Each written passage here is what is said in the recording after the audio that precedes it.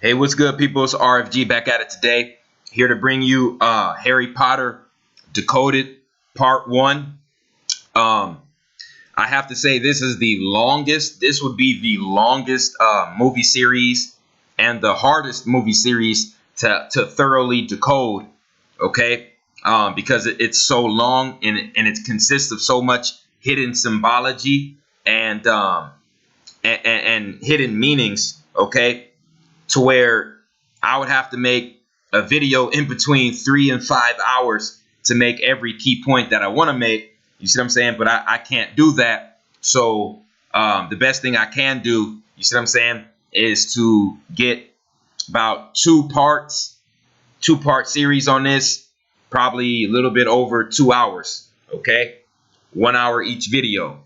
Now, one thing I want everybody to know is when you talk about Harry Potter, the Harry Potter series, okay, it's all about this individual right here, okay, Harry Potter, who is a son. He's a son of a wizard and a witch, okay, that were put to death by an interterrestrial demon, okay, known as Voldemort, okay. This individual, Voldemort, basically attached a piece of his soul to Harry Potter after he killed both Harry Potter's parents, okay? Because Voldemort was not able to kill Harry Potter as a baby because of what Harry's mother, Lily, did that night. Harry Potter's mother sacrificed her own life, you see what I'm saying, for her son, which is the act of pure love. You see what I'm saying? And any act of pure love automatically counteracts low vibrational attacks, low vibrational frequencies. So that ended up backfiring on Voldemort, and Voldemort lost a lot of his power because of Harry Potter and Harry Potter's mother. So because of what Harry Potter's mother did by sacrificing herself willingly before Voldemort could cast the spell, Harry Potter only got a fucking scar, okay, on his head. Okay, he was only left with a scar, while Voldemort lost most of his fucking power. Okay, because that just goes to show you, okay, love always overpowers hate. Always. Okay, and I'm gonna be touching on that alchemy and that science later, but just listen very carefully. See, this Harry Potter shit, this Harry Potter movie series is so deep, but it's actually very simple. Okay, when you talk about this magic, this Harry Potter magic, okay, it's something that was well known to our ancient ancestors. So when we talk about this guy Harry Potter symbolizes the chosen one. Okay, Harry Potter is the chosen one in this movie series because that's what it's all about. Okay, this individual was born at the end of July.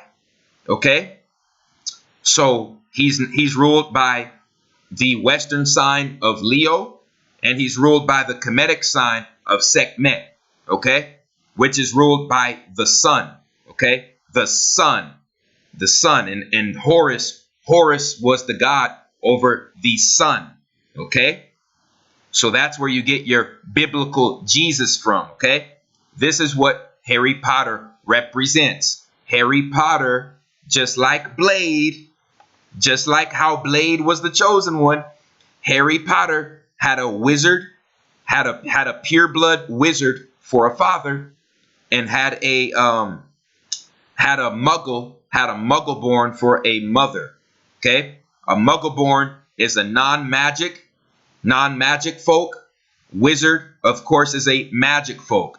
So he had opposite bloodlines. Harry Potter had opposite bloodlines, okay, from his parents, okay, and he became what was known as the chosen one, okay, because of the time that he was born and his family lineage, okay. Now, when you talk about this Harry Potter movie series, I want everybody to know and understand that when you talk about this magic, the people, the mainstream media, the Zionist Jews out there, the fucking idiots, they love to make this magic shit seem like some hocus pocus garbage. But really, all the magic that is shown in Harry Potter, it all ties back to something called Hika magic, okay? Called Hika magic. All 8 movies, all 8 Harry Potter movies, I don't give a damn what they are, okay, or what number they are. They all consist of either Hika magic or voodoo, okay?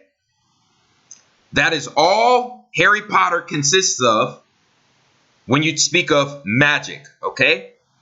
I don't even like that word magic because it makes it seem like it's not real. But really, all it is Hika energy and voodoo energy. Hika energy and voodoo energy, okay? That's what is shown in Harry Potter. Okay, so Harry Potter goes to a Kemetic school. What is really a Kemetic school, but in the movies it's called Hogwarts. Okay, it's called Hogwarts, School of Witchcraft and Wizardry, and he meets another wizard and another witch. Okay, their name is Ron and Hermione. Okay, Ron and Hermione, and they go throughout their years at Hogwarts. Okay, going through adventures, and in their earlier years, okay, they barely even realize how much danger they're in because there is a interterrestrial vampire demon, okay, who is spiritually attached to Harry Potter's aura, okay, because of what Harry Potter's mother did before Voldemort killed his parents, and Voldemort seeks to destroy Harry Potter and everybody around him, okay, and it gets deep, people. It gets very deep. There's so much information in this movie series and so much symbology. It is absolutely out of this world. Like I said, it would take me literally 4 to 5 goddamn hours to really go step by step, point by point. You see what I'm saying? And list everything that's very symbolic. So all I can do is just point out the main key points. So when we look at Voldemort's, you know what I'm saying, his phenotype, his physical makeup here, you can obviously see this guy's a fucking vampire. This guy's an interterrestrial. Okay, this guy's a demon. Okay, this guy has the fucking resemblance of either a serpent or a bat. Either a bat or a serpent. Either way, you see what I'm saying? This guy is a spiritual parasite. Okay, he's a very powerful spiritual parasite. This individual, Voldemort, his real name is Tom Riddle. Okay, he basically was able to split his soul up into 7 different pieces, okay, called Horcruxes. Five of these Horcruxes are inanimate objects. 2 of them are living objects. So Voldemort was able to attach two of his chakras to living beings, and Voldemort was only able to attach 5 of his chakras to non-living objects. Okay, and he did this so he could be capable of living in this 3rd dimensional paradigm, no matter what happened to his physical body. You see, the only way this guy right here could face reincarnation is if these 7 Horcruxes were destroyed. Okay, and I believe most of them were in the Harry Potter movie series. Okay, so this individual was a Grand Master Warlock. Okay, you call vampires like this motherfucking Grand Master Warlocks, and they do exist. They do exist. They have our Kemetic ancestors' full knowledge of Hika magic, and they use it for evil and sadistic purposes. Okay, to be parasites and to harvest the energy off of other living beings. That's what the Zionist Jews and the warlocks at the top of our society, that's how they live their life. That's what they do in their secret Freemasonic rituals. They have this knowledge. Okay.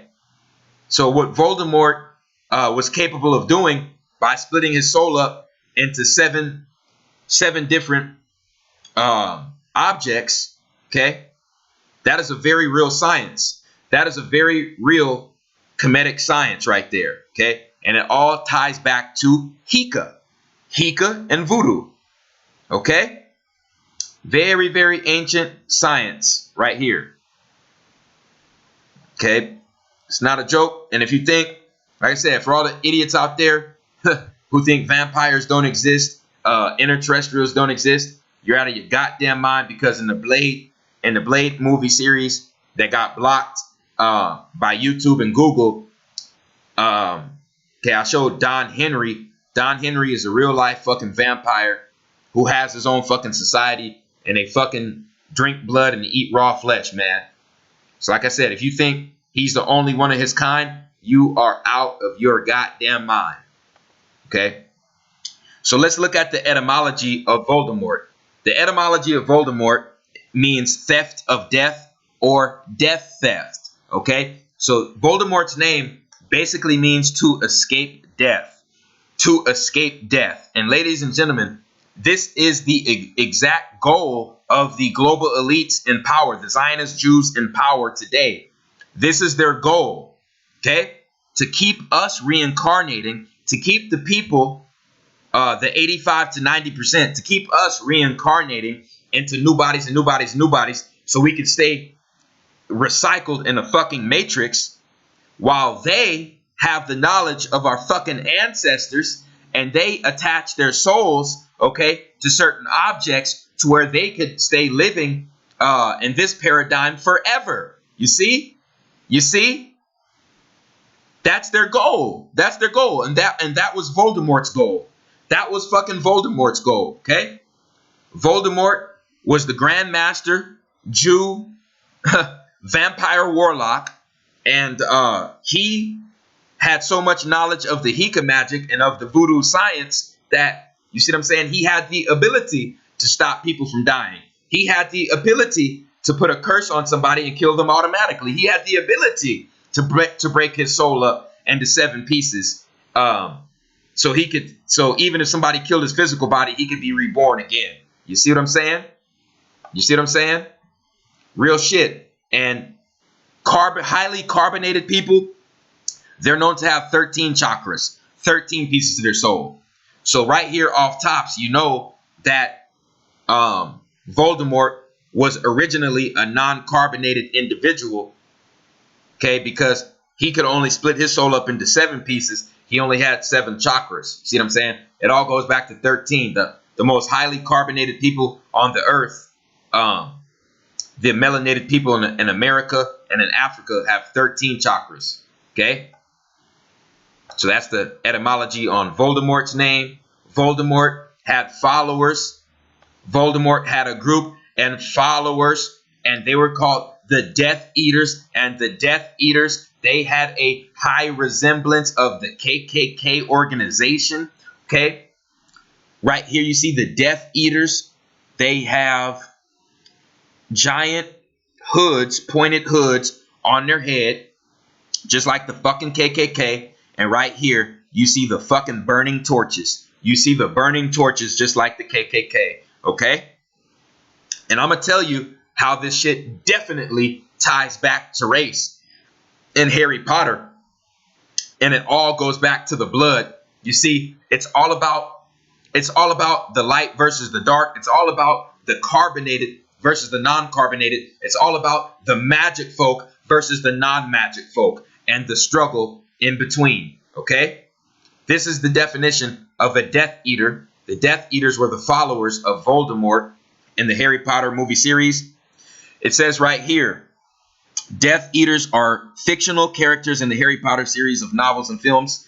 They are a group of wizards and witches led by the Dark Wizard Voldemort, who seek to purify the wizarding community by eliminating Muggleborns. Wizards or witches born to non-magical parents. They also try to create a new order. They tried to create a new order through the ministry of magic and spread fear throughout the wizarding community by terrorizing and killing important officials and other enemies of the Death Eaters, chiefly the members of the Order of the Phoenix. Death Eaters recognize one another by the dark mark branded on their left forearm, a sign created by Voldemort to summon him instantly to them, or vice versa. Their typical attire includes black hooded robes and masks.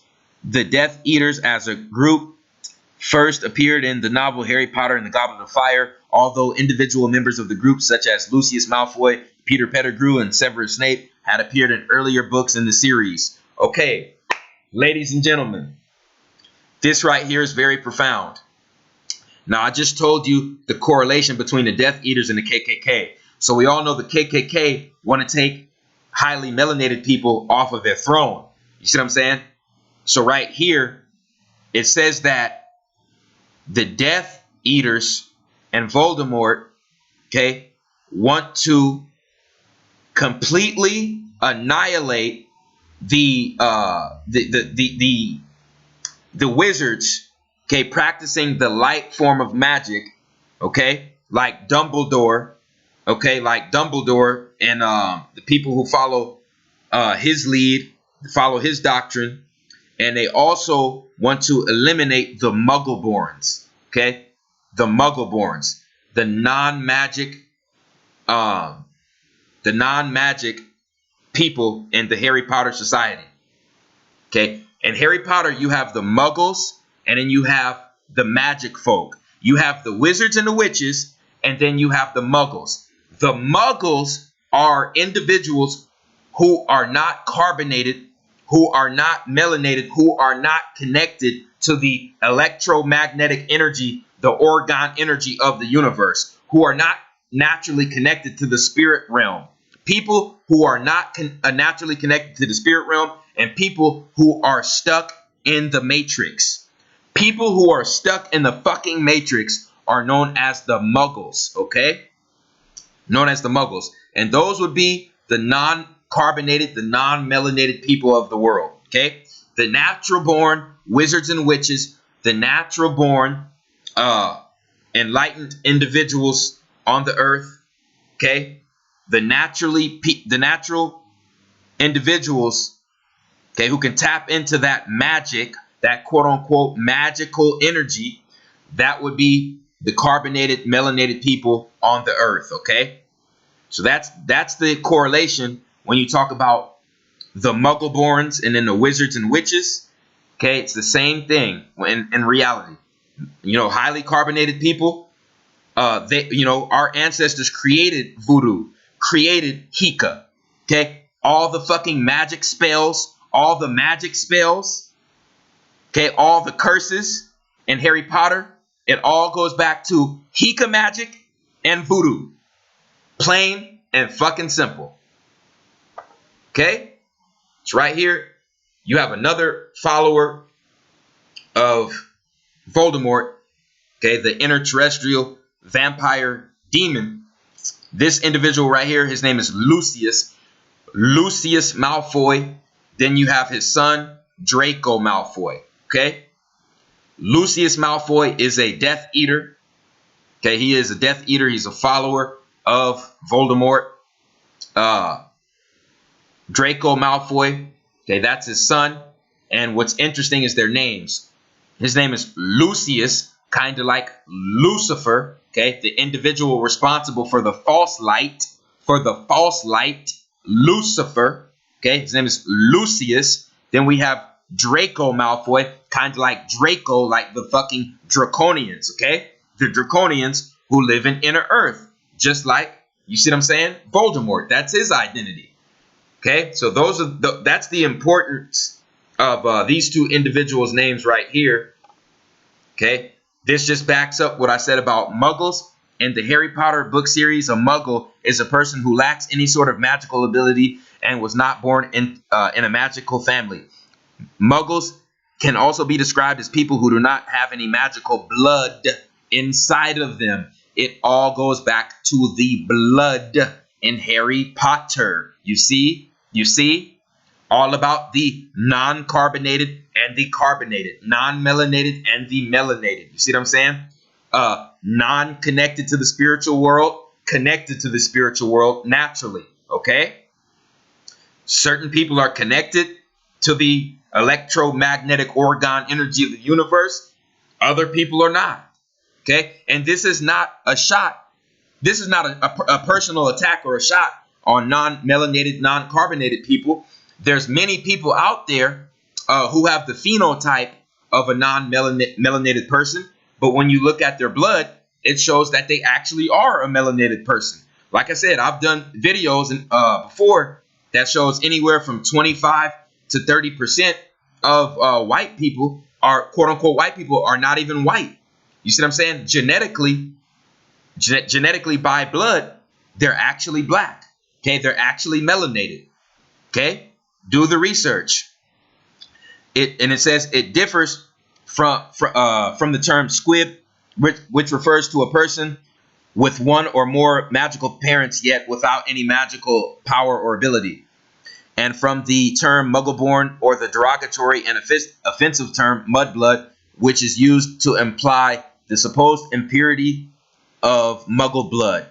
Okay, which refers to a person with magical abilities but with non-magical parents. Okay, the equivalent term used by the in-universe magic community of America is no maj, which is short for no magic. Now, this is very interesting, okay, because right here they're saying that there's people in Harry Potter who have no magical parents, but they're still capable of performing magical abilities. Now that ties into the same theology of what I said about the samurai. Okay, remember what I said about the samurai.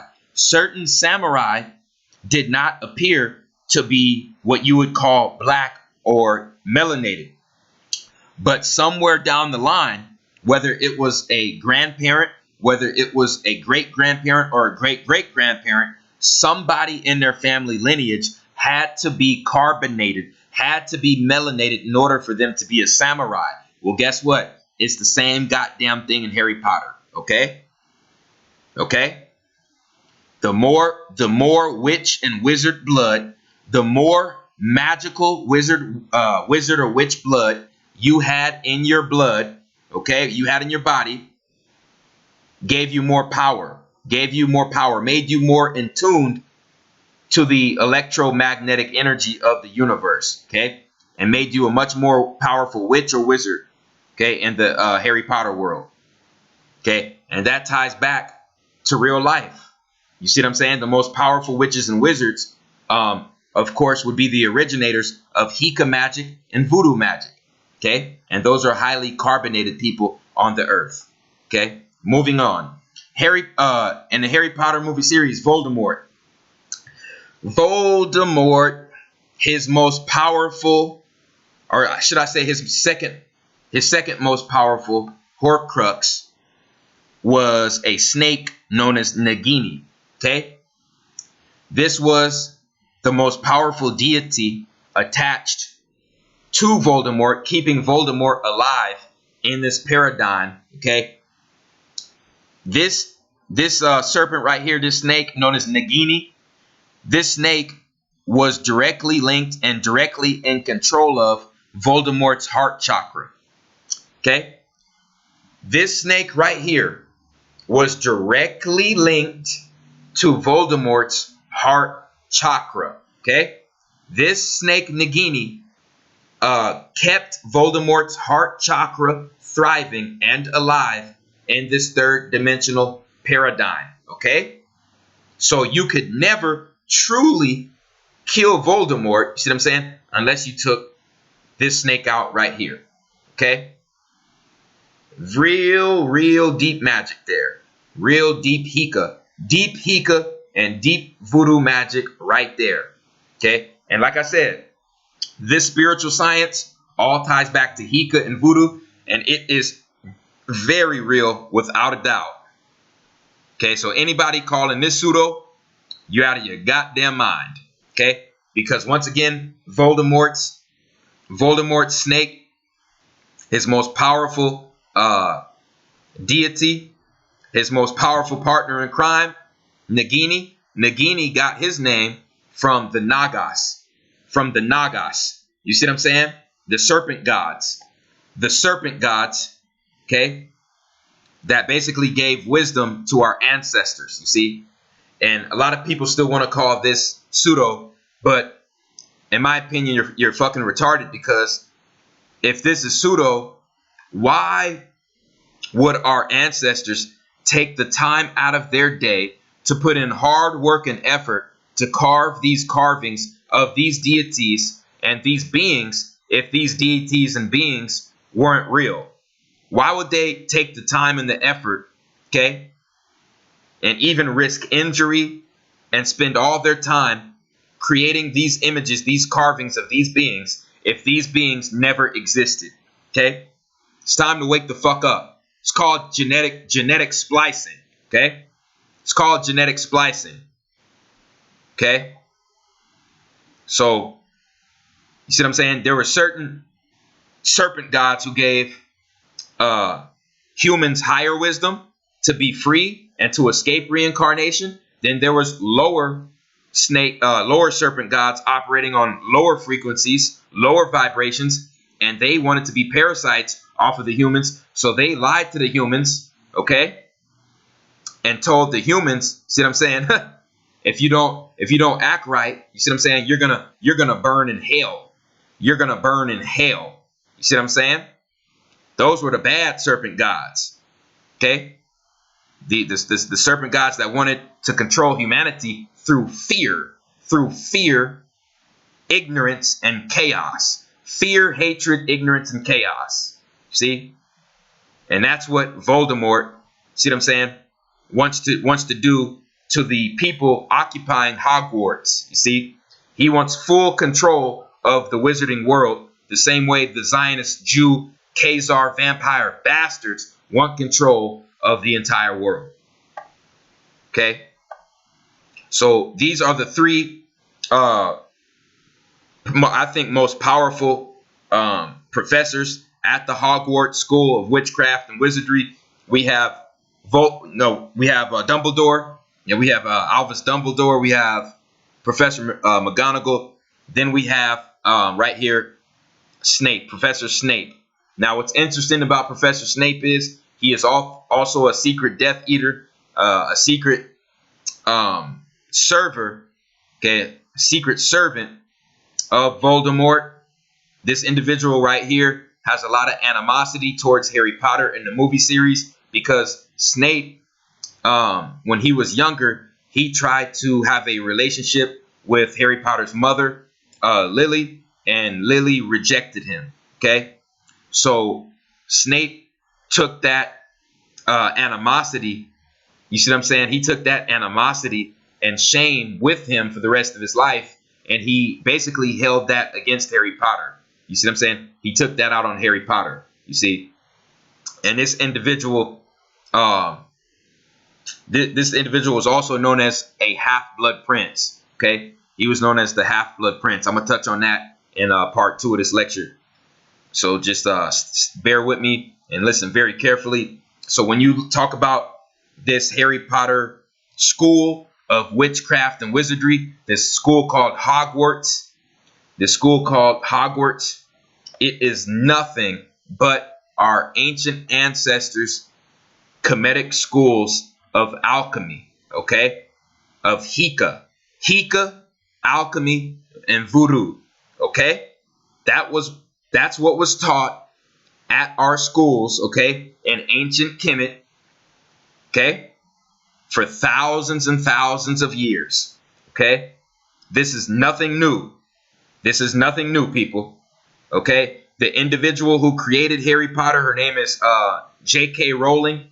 J.K. Rowling knows good and goddamn well that she got all of these main characters and all of this information about magic and spells, okay, from Hika, from alchemy, and from voodoo, and that all goes back to ancient Kemet, okay? Plain and simple, okay? These are the four, I think they're like subgroups, 4 groups that divide the students in the Hogwarts school. Okay, Harry Potter was born in late July. That makes his Western astrology sign a Leo. Okay, that also makes his Kemetic sign Sekhmet.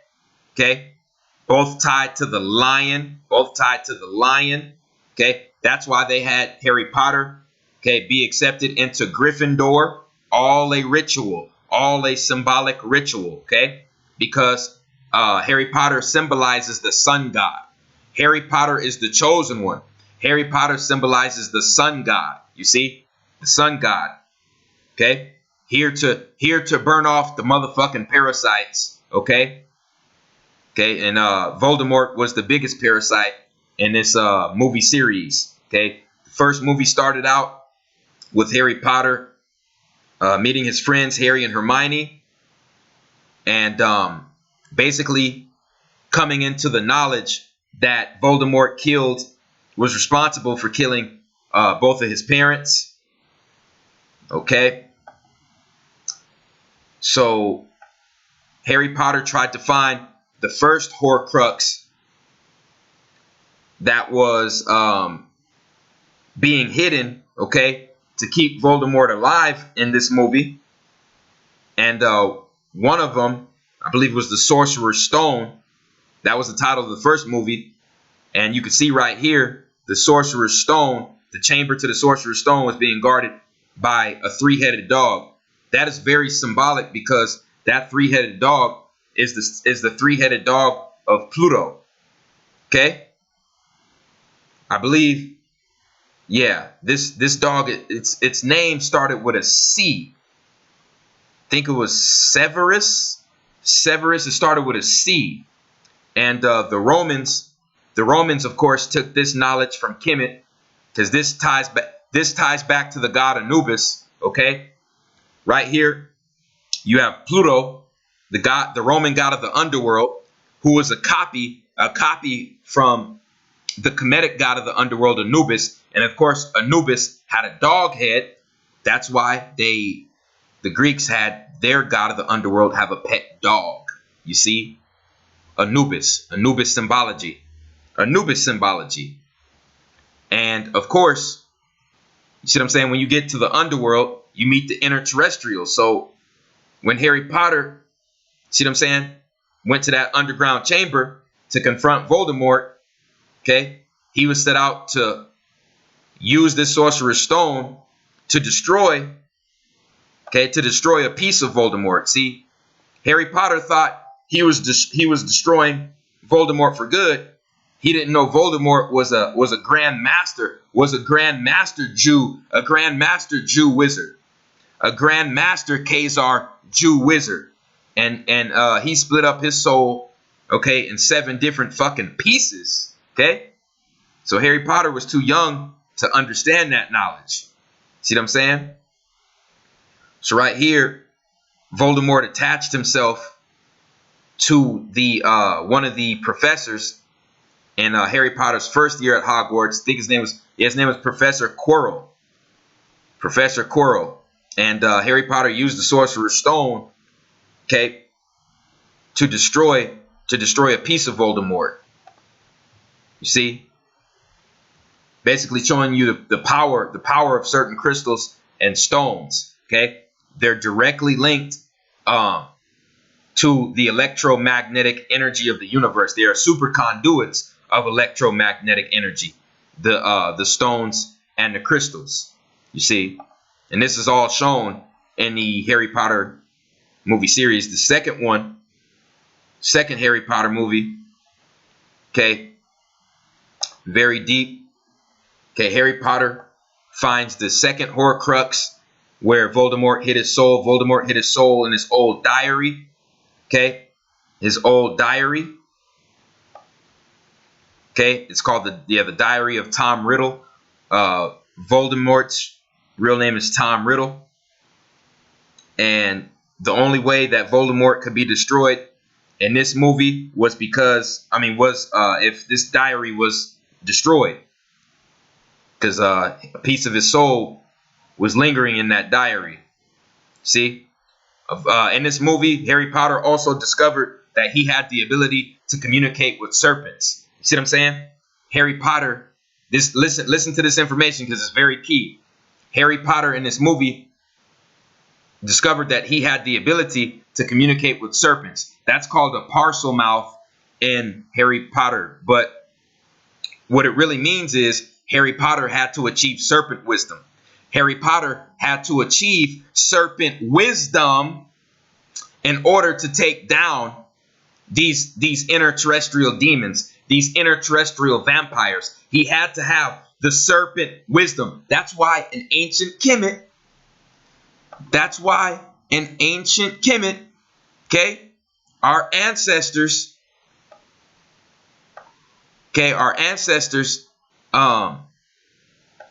they had to put the serpent on the top of the pharaoh's head. Okay, let me see if I can find that picture. Here it is.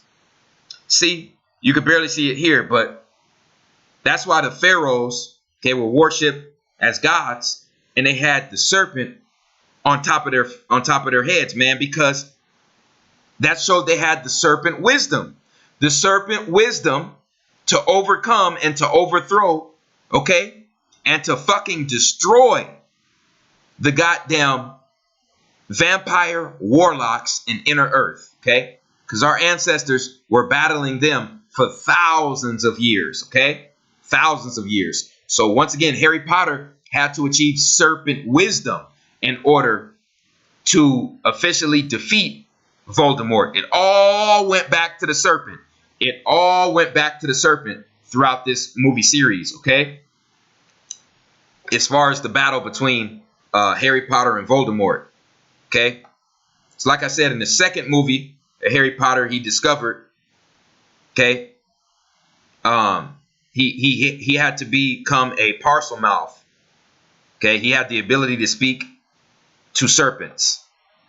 Okay, so when he unlocked the Chamber of Secrets, Voldemort sent the basilisk to destroy Harry Potter. Harry Potter destroyed the basilisk with the sword of Gryffindor. Okay, the silver sword of Gryffindor, just like how the silver destroys the beasts and the vampires and the parasites. And if you put silver in your body, it destroys the fucking parasites. That's why the FDA is trying to ban colloidal silver and lie and say that it's harmful to the body.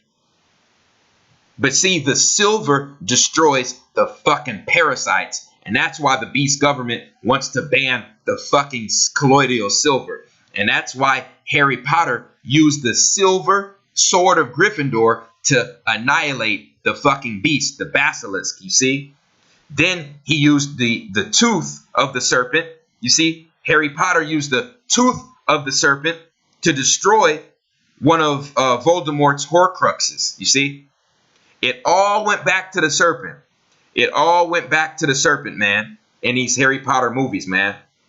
So after Harry Potter put the basilisk's tooth, the basilisk's fang in the diary, okay, Tom Riddle, who was Voldemort, a piece of his soul was destroyed, okay?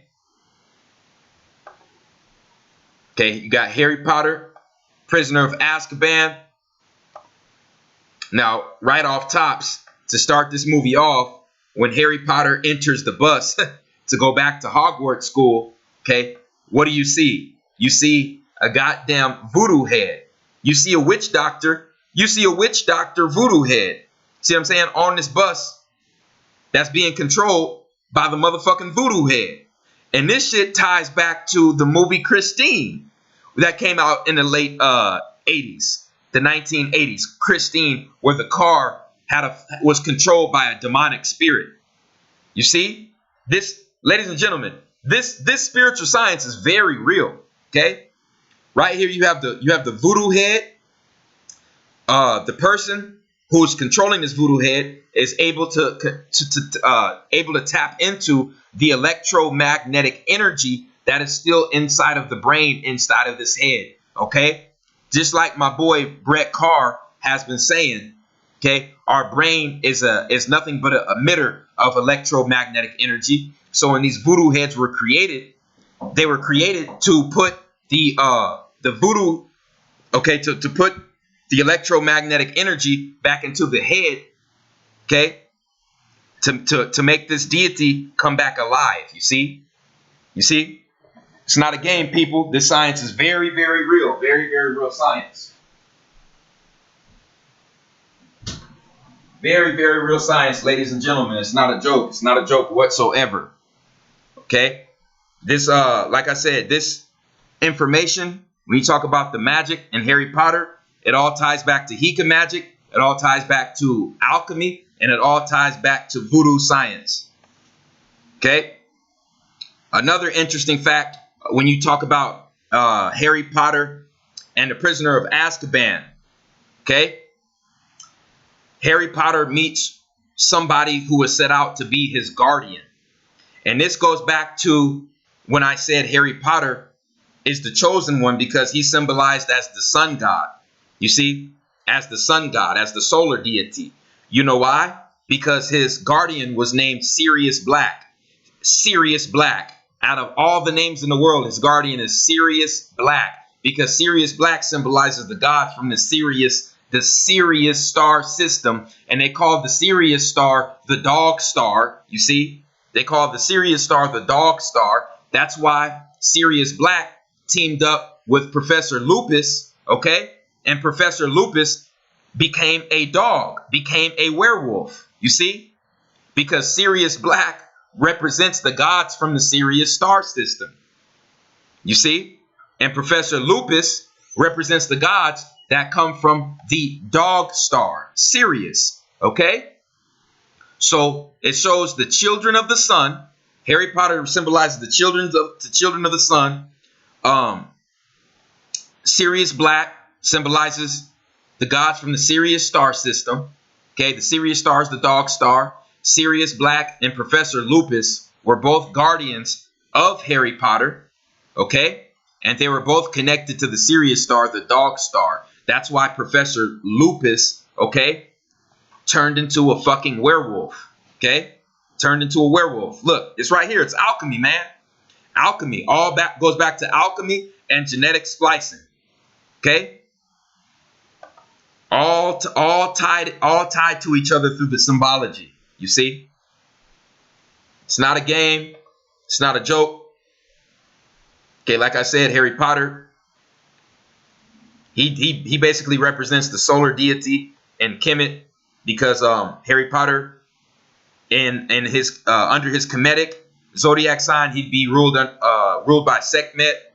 His Western astrology sign will go back to Leo, and he was accepted into Gryffindor. Okay, which was symbolized as a lion. You see, so they put that right in front of our faces.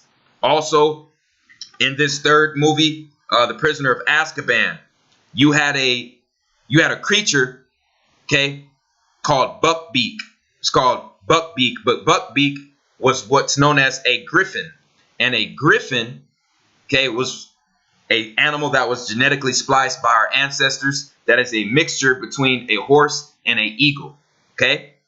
And one thing people need to understand and accept is that through genetic splicing, you can create any fucking animal, any creature you want. Period. And I'm going to be, like I said, ladies and gentlemen, I mean, you already know that I proved that unicorns existed through just showing the simple fact that a unicorn goat exists. See what I'm saying? You can't call me crazy if I already showed documented evidence that there are fucking unicorn goats out there. You see what I'm saying? So if we have unicorn goats out there, how in the hell can a animal who is mixed between a eagle and a horse, how can that seem so far-fetched? I don't know if the animal would really be able to fly in this atmosphere and at that weight, but you better bet your bottom dollar, you see what I'm saying? Through genetic splicing, any goddamn thing is possible. Okay? So that just goes to show you what our ancient ancestors were capable of. Okay? They got statues of these creatures all over the world. Okay, and this is also very deep. One of the deities, okay, that also do the work of Lord Voldemort and the Harry Potter movie series, they're known as Dementors. Okay, and Dementors are basically, they're parasitical demons. They're parasitical demons. Okay, they're archons.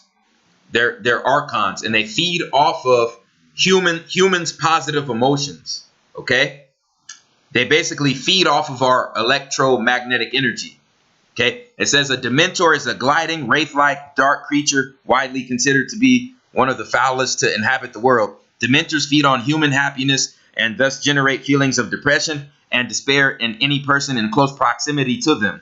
They can also consume a person's soul, leaving their victims in a permanent vegetative state, and thus are often referred to as soul-sucking fiends, uh, refer rendering a person an empty shell. Dementors were closely associated with Azkaban, and they were formerly employed by the British Ministry of Magic as the prison guards, and were not known to permanently inhabit any other location. Ladies and gentlemen, Dementors are very real, people. They're very real. They are a very real deities. Okay? And this ties back to sleep paralysis. This ties back to what the Greys are capable of when they basically put people under sleep paralysis, and they take pieces of their DNA, and they take pieces of their aura, they take pieces of their soul. They suck their soul away, because the Greys are interdimensional beings. They're interdimensional beings. And I'm going to be breaking that down in further lectures, as well as the Mandela effect, because both situations, okay, are very, very real in our world. Okay, so these Dementors, they're nothing but fucking archons, interdimensional demons, interdimensional parasites that, they know that they can't go any higher. They can't go to 5th density. They can't go to 6th density, 7th density, 8th density, 9th density. They can't go there. They can only go from 1 to 4. The Dementors can only go from 1 to 4. Okay, and their job is to parasite off of living beings in the physical realm and the dream realm. Okay, and they are capable of putting you under sleep paralysis and sucking your fucking soul away. Okay, and ladies and gentlemen, Harry Potter was also able to tap into something that our ancient Kemetic ancestors were able to tap into, and it was none other than time travel. Okay, time travel. And this ties into what's known as deja vu, and also something known as the Mandela effect. So I just want everybody to pay very close attention and watch this little skit.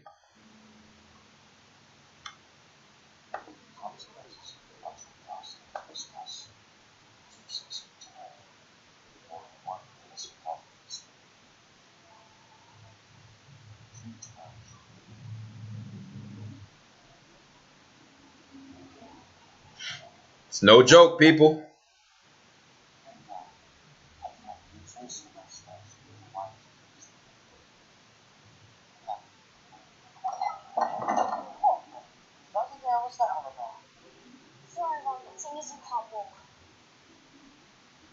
Yeah, I got a lot of people that have hit me up over the past year and a half, wanted me to decode the Mandela effect.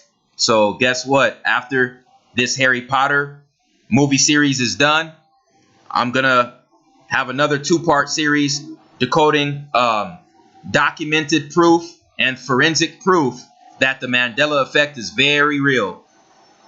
And that's just what took place when Hermione spun that clock back. Okay, that object that she had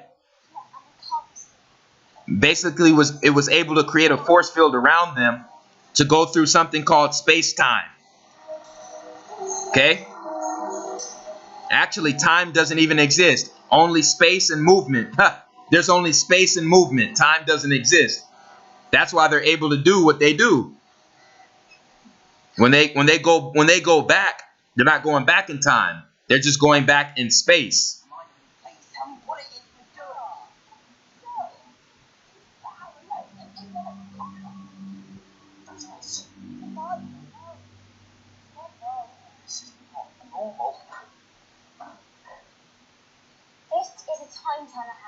Ladies and gentlemen, they were able to perform the Mandela effect.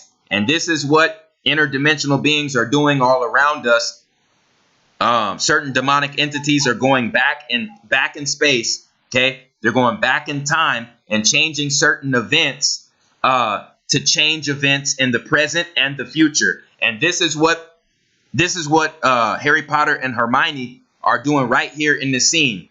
They're going back in time, okay, back in space to change an event, okay, that they want changed in the present time and in the future. Okay? It's not a game, people.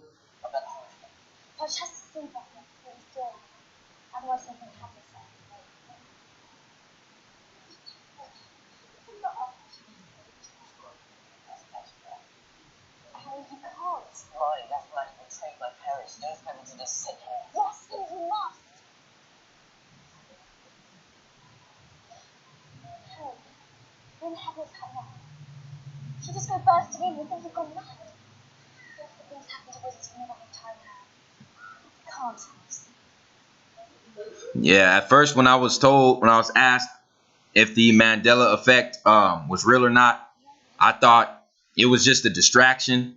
I didn't think it was really that important of a subject, but man, I was definitely fooling myself. The more and more research I did on it, the more I came to the conclusion that it's a very, very real situation that's going on around us.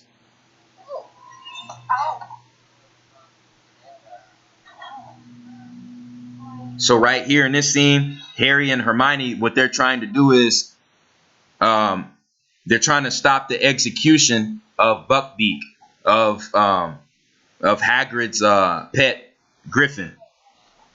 It's not a game, people.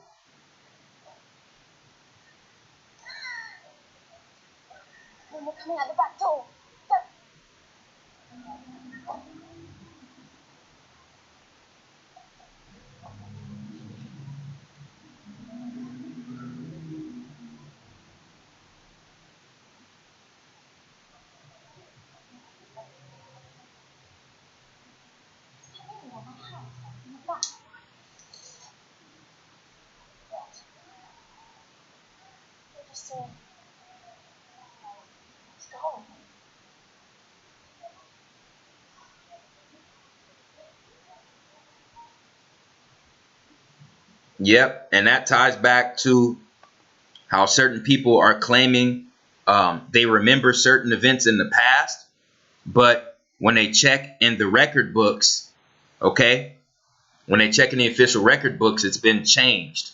Okay, it's been changed. That's because the Mandela effect is a very real thing. These demonic entities, these interdimensional beings, these interdimensional vampires, they're able to go back through space-time, okay, to change events in the past. So the outcome will be different in the present time and in the future. Okay, there's a battle going on, not only in this dimension, but you see what I'm saying? in the space between dimensions and in other dimensions.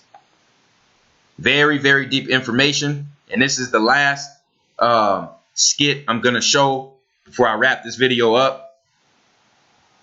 This just shows the power of these Dementors. Okay, these Dementors are interdimensional grays and are archons.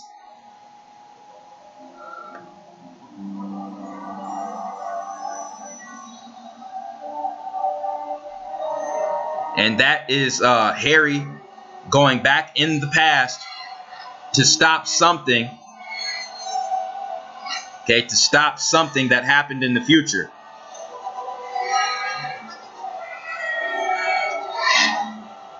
That's an electromagnetic force field. and it's vibrating on too high of a frequency, so the Dementors can't handle it.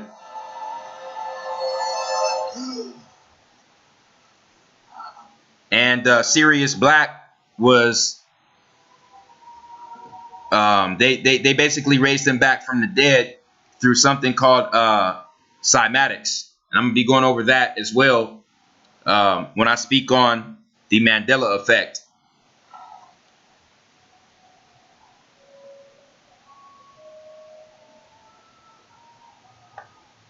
So that's about all I had today on this information, ladies and gentlemen, on this movie right here.